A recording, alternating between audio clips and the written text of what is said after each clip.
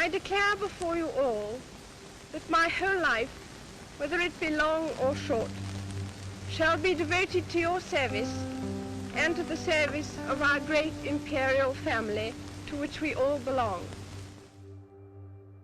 In a way, I didn't have an apprenticeship. My father died much too young, and so it was all a very sudden kind of taking on and making the best job you can.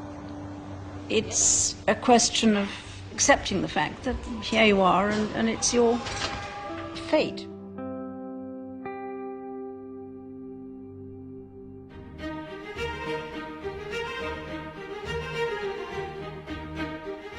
And what a genuinely warm welcome she got everywhere she went. 1,000-mile round-the-world tour to the far-flung domains of the Commonwealth, the first made by a reigning monarch.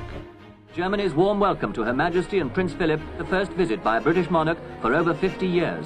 Another royal tour, this time to Ghana. A lightning visit to northern France. Another port of call, another official welcome ahead. On to New Zealand, with a Maori choir singing a welcome. I don't think you can stay in London all the time. You have to visit other parts of the country to either find out what's going on or try and encourage people in different areas, some of which have unemployment, some of which have new factories. And I think the possibility of meeting more people is very important. Set in motion the nationwide celebrations of Her Majesty Queen Elizabeth's Silver Jubilee. 25 eventful and glorious years.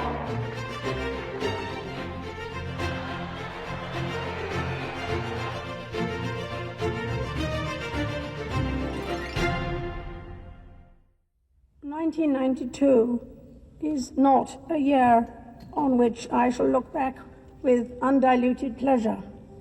In the words of one of my more sympathetic correspondents, it has turned out to be an annus horribilis." 3 of her married children all having marital difficulties in the space of a matter of months, and then a fire in Windsor Castle, somehow almost suggesting a kind of divine justice being meted out on the House of Windsor, quite literally the House of Windsor. I sometimes wonder how future generations will judge the events of this tumultuous year. There can be no doubt, of course, that criticism is good for people and institutions that are part of public life. No institution, city, monarchy, whatever, should expect to be free from the scrutiny of those who give it their loyalty and support, not to mention those who don't. But we are all part of the same fabric of our national society, and that scrutiny by one part of another can be just as effective if it is made with a touch of gentleness, good humour and understanding.